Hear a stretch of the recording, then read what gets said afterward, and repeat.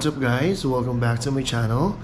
And medyo paos pa rin talaga ako, pero mas better ngayon compared sa mga ilang araw kasi mas may boses na ako ngayon. And on today's vlog, naisipan kong mag general cleaning kasi meron akong out of town and kailangan ko siyang at least maayos yung buong unit bago ako umalis para pag uwi ko, alam mo, nakaka-relax siya lalo. So, nagpa-laundry na ako kanina. Ayan. As you can see, ayan. Nagpa-laundry na ako kanina and then, ang gagawin ko dyan, after ko maglinis ng buong unit, tutupiin ko siya. Kasi bukas, baka bukas, mag-i-empake na ako. Ngayon, umpisahan ko sa kwarto and then, sa sala, dito sa may dining area, sa kitchen natin, and sa restroom or sa comfort room. Yun yung huli nating lilinisan para pagkatapos maligo na ako ulit, no? So yeah, samahan niyo ako maglinis. Let's start.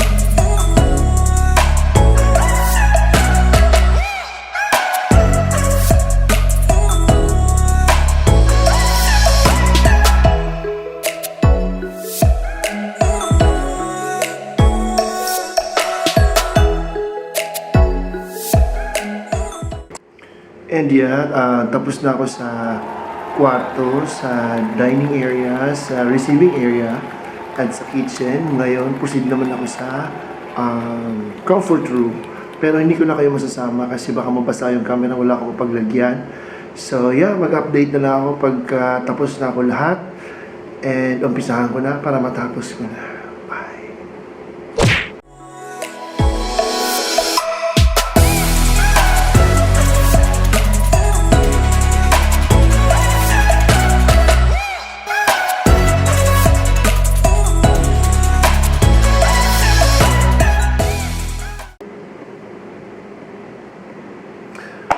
And ayun guys, natapos na ako maglinis sa CR. Yun talaga yung pinaka-challenging part sa akin na nililinis sa buong bahay. Yung CR talaga. Kasi dapat malinis lagi. So yeah, magre-rest lang ako. Kasi natapos ko na linisin yung buong unit. And mamaya, mag-walking ako kahit siguro 1 hour lang. And then, itapon ko yung mga basura. And that's it. Tapos na ako, magligo na lang and then magtutupi ng mga damit. And tingnan natin kung anong pwede natin, kung ano yung pwede kong i-share sa inyo mamaya. Basta happy ako kasi natapos din sa wakas ang aking paglilinis ng buong bahay. And sana kayo din guys lagi maging malinis sa bahay natin. Panatiling malinis para hindi tayo nagkakasakit. Yan. At saka mas maganda talaga ang bahay pag malinis lagi. Nakaka-relax. And yeah, rest na ako saglit. Siguro hanap ako ng pwede kong kainin or baka hindi na. Basta magpahinga lang muna ako and then mag-walking na ako. Kung pwede ko lang kayong dalhin dun sa area na lalakaran ko every night. Kaso walang walang pag-iwanan sa camera. Hindi naman pwedeng bastang iwan ko na lang kahit saan kasi baka mawala, di ba? So yeah, maybe one day dalhin ko kayo dun, iikutin ko kayo dun kung saan ako nag-iikot every night halos para at least makita nyo ganun. And ganitong oras talaga ako naglalakad from 12 midnight hanggang 4 a.m. Yun yung time ko, pero hindi 4 na oras but 2 oras lang, like let's say from 12 midnight to 2 a.m. ganun, or 1 a.m. to 3 a.m. or 2 a.m. to 4 a.m. basta dyan lang. And ngayon ay 1:00 na. So rest lang ako siguro mga 30 minutes and then mag-walking ako, then maliligo, and then magtutupi. Yeah, isasama ko pa rin kayo sa aking pagtutupi para at least makita nyo kung paano ako magtupi ng damit. And yeah, I'll see you in a while. Hi guys.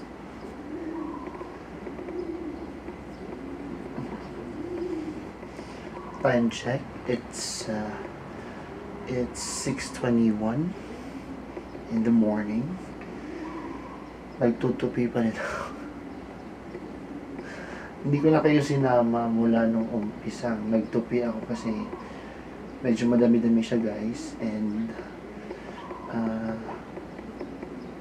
pagkatapos ko kasing maligo,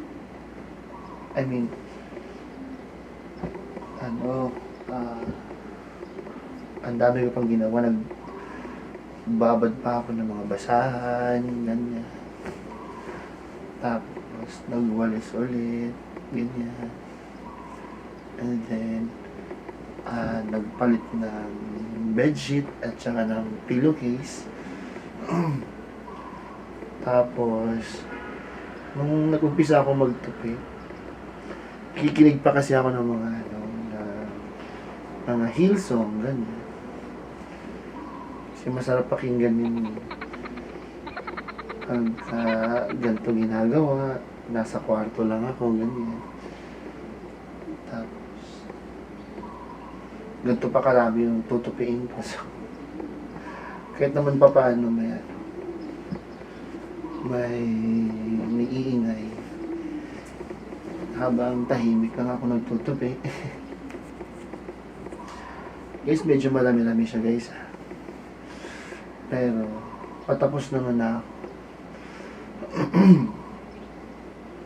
Paus pa din ako. Alam niyo ba guys, saan ko ito natutunan yung pagtutupi? Kay mama ko. Kasi bata pa lang ako, tinuturuan na ako ni mama sa lahat, sa gawaing bahay, maglinis. Elementary pa nga lang ako, marunong na ako mag-grocery. Nililista lang niya kung ano yung mga bibilhin. Tapos syempre alam niya yung presyo kung magkano. Sinusulat niya kung magkano, ganyan. Tapos ipapadala niya sa akin pera. May sobra lang na 10, 5 doon sa pinaka-total na doon sa pinaka-total na bibilhin. Tapos yung sa paglilinis ng bahay, maaga niya akong tinurukan. Kasi lagi niyang sinasabi na ah, pag daw ako napunta sa ibang bahay, nakakahiya daw yun pag hindi, wala kang alam na gawaing bahay. Hindi ka magkikilos kasi hindi mo alam ang gagawin. Ganun. Para hindi nakakahiya ba sa may-ari ng bahay kung sakaling saan man daw ako mapunta, ganyan. At saka pagkaaabot na daw sa point na ayan, yung ganito na independent na, walang ibang gagawa kundi ako. Kaya kailangan ko daw matuto habang bata pa. Tapos, lagi na din sinasabi na paano na lang daw pag wala na siya. Sino daw magtuturo sa akin? Kaya, thankful ako na maaga ako natuto sa mga ganitong gawain. Kasi tama nga naman. Nakakahiya nga naman pag wala akong alam na gawain bahay.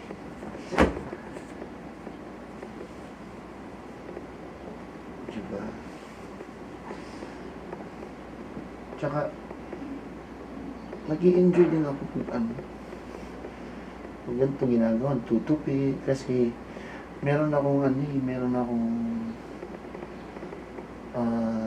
specific na sukat sa cabinet. Kaya meron akong sariling tupi na dapat ganito lang.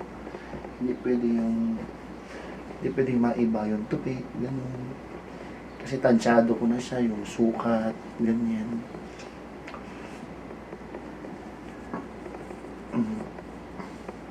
Tsaka yung paglilinis, gusto ko yung talaga, yung maayos, yung maganda sa mata, tingnan. Kasi nakaka-relax pag malinis.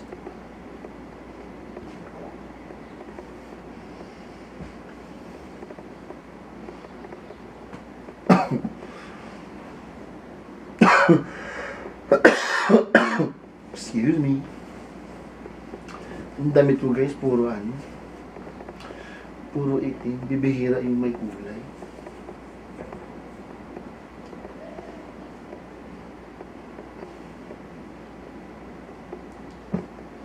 Mahilig kasi ako sa itim talaga.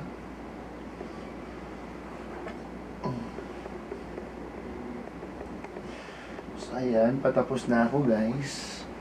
After neto, ilalagay ko na siya sa cabinet. And then, wala na akong ibang gagawin. Papatayin ko na yung ibang ilaw. Lahat pala, kasi matutulog na ako. Dahil umaga na, at least mamaya din, mga basa na lang yung lalaban ko. And then, wala na. Makapag-rest na ako. Kasi, mag-impact pa. Kasi may out of town na.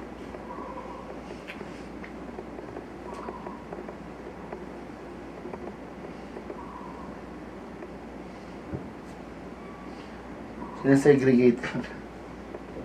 Yung pambahay, yung hindi.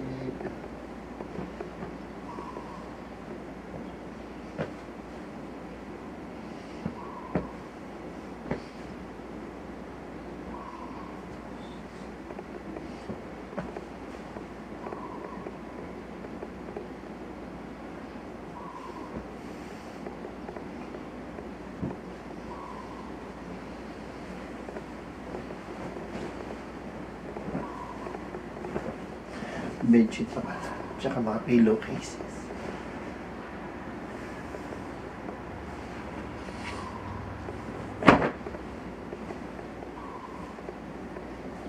Every time kasi na nagpapalaundry ako guys ng mga damit, sinasama ko to lagi para lagi siyang malawan. Diba? Excuse me ulit.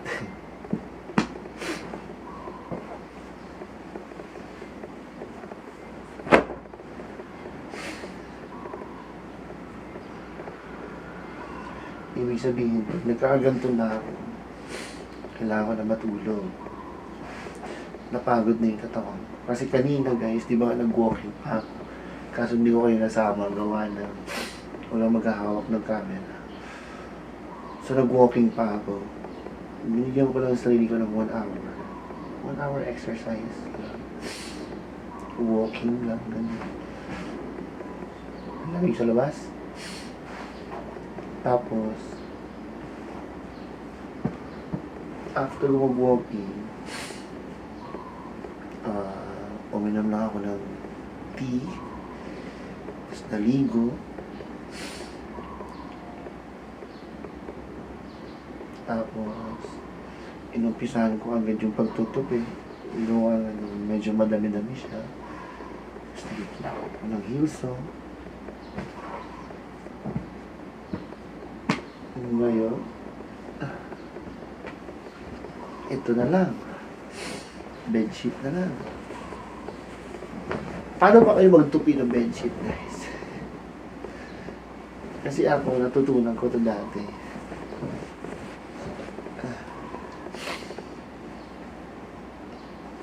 Nag-aaral pa ako. Merong tinitingnan dito na ano eh. Yung dulo. Ayan. Tapos papasok mo sa dyan. Tapos sa kabilang dulo, papasok mo rin.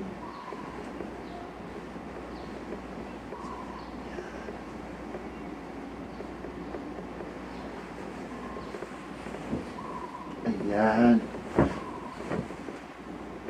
So, nakapasok na. Ngayon, ito naman, at saka, itong dulo na to, pagsama natin ganyan. Dito. Ayan. Ayan. Ngayon, ipasok ulit natin to. Dito naman siya yan. Para mas malinis at mas maayos yung pagkatupid. Tapos, fold ulit. Ganyan dito. Yan. Tapos, unahin natin dito sa baba. Yan. And fold. And fold.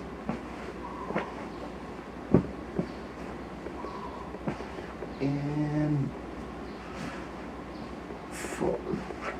Tapos na guys. Ang galing ko magtupi na. So guys, tapos na ako magtupi. Tapos na ako sa magawain ko. I-arrange ko na lang to. And then matutulog na ako kasi medyo nantok na ako talaga. And sa mga nakasupport lagi, thank you so much. Love you guys. And yeah, dito na tayo magtatapos sa ating general cleaning na vlog.